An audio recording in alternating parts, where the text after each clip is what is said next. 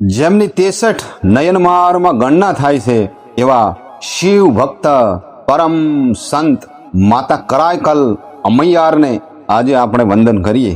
એમ કહેવાય છે કે ઈસવીસન પૂર્વેની સદીઓ અને ઈસવીસનની 6ઠી શતાબ્દી વચ્ચે ભારત વર્ષમાં બૌદ્ધ અને જૈન ધર્મના પ્રભાવ વચ્ચે હિન્દુ સનાતન પરંપરા અને ભક્તિનો આહ્લેખ જગાવનાર દક્ષિણ ભારતમાં શિવ ઉપાસક સંતોનો એક સંઘ હતો, જેને નયનમાર કહેવામાં આવે છે. સંત માતા કરાયકલ અમૈયારની એ 63 નયનમારમાં ગણના થાય છે. સંત માતા કરાયકલ અમૈયારનું મૂળ નામ પુનિતાવતી હતું. પુનિતાવતી ભારતના દક્ષિણ પ્રાંતના ચૌલ સામ્રાજ્યના ધનવાન વેપારીના પુત્રી હતા, જેમને પરમદત્ત નામના એક ધનવાન વેપારી સાથે પરણાવ્યા હતા. સંત માતા કરાયકલ અમૈયાર ખૂબ જ સ્વરૂપવાન અને ગુણવાન હતા. બંને પતિ પત્ની પ્રેમથી પોતાનો સંસાર ચલાવતા હતા. એક દિવસ સવારમાં પરમદત્ત બહાર બજારમાં ગયા હતા. બજારમાં તેમને કોઈ સગા સંબંધીએ 2 સ્વાદિષ્ટ કેરી ઉપહારમાં પ્રેમથી આપી. પરમદત્તે તરત જ એ બંને કેરી પોતાના ઘેર મોકલાવી અને સંદેશ આપ્યો કે બપોરે જ્યારે જમવા બેસીએ ત્યારે પુનિતાવતી એ કેરી એને પીરસી શકે. હવે બને છે એવું કે થોડી જ વારમાં એક શૈવ સાધુ ભિક્ષા માંગવા ઘેર પધારે છે. બપોરનું ભોજન હજી બનાવ્યું નહોતું, એટલા માટે શિવના પરમ ભક્ત માતા પુનિતાવતીએ એ સાધુને પ્રેમથી એક કેરી આપી અને ખુશી ખુશી વિદાય કર્યા. આ બાજુ બપોરનો સમય થતાં પરમદત્ત ઘેર આવ્યા, ભોજન કરવા બેઠા. ભોજનની સાથે માતા પુનિતાવતીએ કેરી પણ આપી. કેરી પરમદત્તને એટલી સ્વાદિષ્ટ લાગી કે એણે બીજી કેરી પણ માંગી. માતા પુનિતાવતીને પસ્તાવો થયો.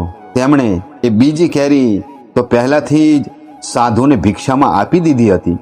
રસોઈ ઘરમાં જઈ ભગવાનને પ્રાર્થના કરી અને ચમત્કાર થયો. તેમના હાથમાં અચાનક એક કેરી આવીને પડી. તેમણે તરત જ જઈને પોતાના પતિને એ કેરી પીરસી. પરમદત્તે એ કેરી પણ રસપૂર્વક ખાધી, પણ એ કેરી પહેલી કેરી કરતાં વધારે સ્વાદિષ્ટ હતી. એટલે એના મનમાં શંકા ઊભી થઈ કે આવી સ્વાદિષ્ટ કેરી આને કોણે આપી હશે. પણ પુનિતાવતીએ આખી વાત એને કહી સંભળાવી તો પરમદત્તનો શક વધારે મજબૂત થયો અને એણે કહ્યું કે શું તું ફરીથી આવી કેરી લાવી આપીશ?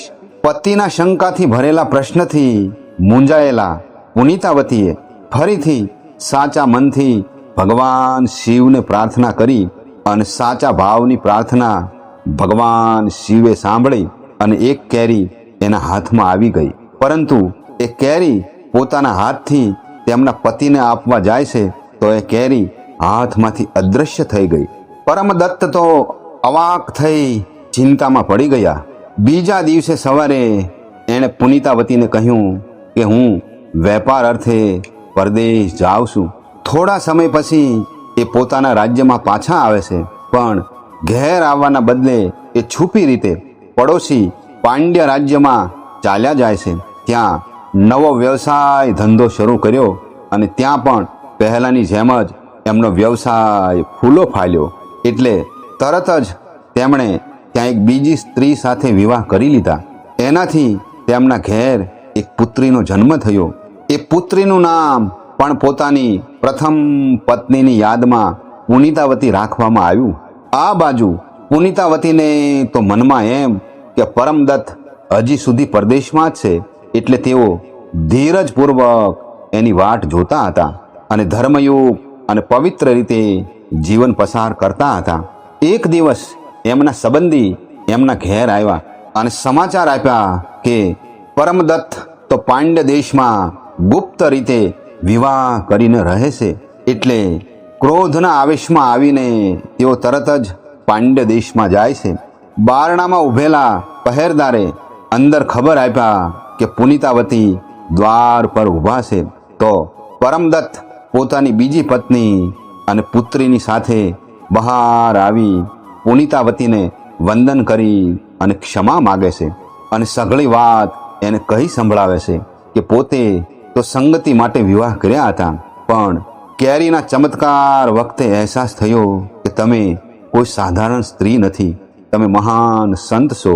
મારી જેવો સામાન્ય માનવ કોઈ દેવી સાથે વૈવાહિક સંબંધ કેવી રીતે બનાવી શકે?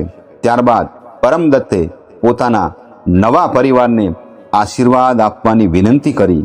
આશીર્વાદ આપી માતા પુનિતાવતી ચૂપચાપ ત્યાંથી ચાલતા થયા અને ભગવાન શિવને પ્રાર્થના કરી કે હે ભગવાન, મને એક કુરૂપ વૃદ્ધ સ્ત્રી બનાવી દે. ભગવાન શિવે માતા પુનિતાવતીની અંતઃકરણની પ્રાર્થના સાંભળી અને તેમને એક ભિક્ષુણી બનાવી દીધા. અને ત્યારબાદ ભાવપૂર્ણ હૃદયથી તેઓ ભગવાનના ભજન ગાતા, એટલે સૌ કરાઈ કલની માતા કહીને વંદન કરતા. એટલે કરાઈ કલ અમૈયાર તરીકે સૌ તેમની પૂજા આરાધના કરતા. એક કથા મુજબ કરાઈ કલ અમૈયારે ભગવાન શિવની પૂજા આરાધના અને સાધના કરવા હિમાલયમાં કૈલાસ પર્વત પર જવાનો નિર્ણય કર્યો. હિમાલયની તળેટી સુધી તેઓ ચાલતા ચાલતા ગયા, પણ એમને લાગ્યું કે એ સ્થાન એમના માટે આત્યંતિક પવિત્ર છે. તેથી તેઓ ઉલટા પગે હાથના બળ વડે હિમાલય પર્વત ચડી ગયા. ભગવાન શિવ એમની તપસ્યાથી પ્રસન્ન થયા. કરાઈ કલ અમૈયારે કહ્યું કે હે પ્રભુ, મારી એકમાત્ર એવી ઈચ્છા છે કે શિવના બ્રહ્માંડીય નૃત્યને અનંત કાળ સુધી જોયા કરું.